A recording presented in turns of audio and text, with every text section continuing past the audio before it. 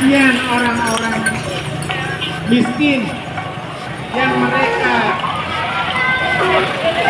harus membayar BPJS.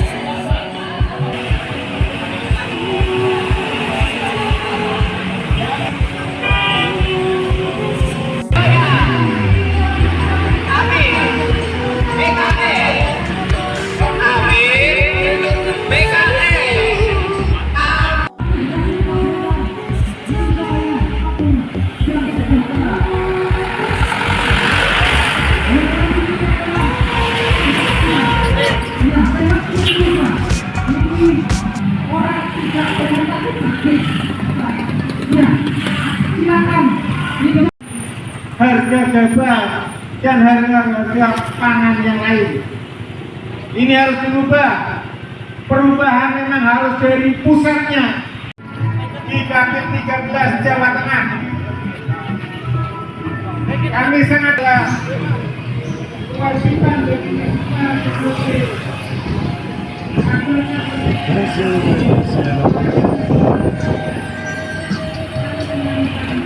Kota Solo, kota putih. Kenapa Mas nggak terganggu Mas? Buat rame-rame. Ibunya dengan adanya kampanye seperti ini terganggu enggak Bu? Nggak terganggu. Kenapa enggak terganggu Bu? Nggak terganggu ya? Ini ibunya tujuan kemana? Ke Pemalang. Terjun langsung ke masyarakat dengan direct selling maupun canvassing ya, mengenalkan PKS dan caleg-calegnya supaya masyarakat paham siapa itu PKS dan siapa caleg-calegnya, sehingga mereka akan memilih pada tanggal 14 Februari. Itu yang kita lakukan, terjun langsung dari rumah ke rumah supaya mereka itu kenal dan tahu cara memilih.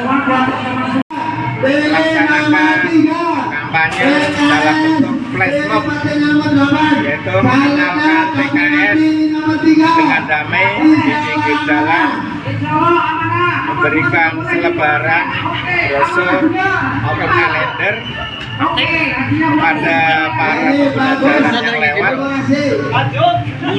supaya mereka kenal PKS dan caleg-calegnya.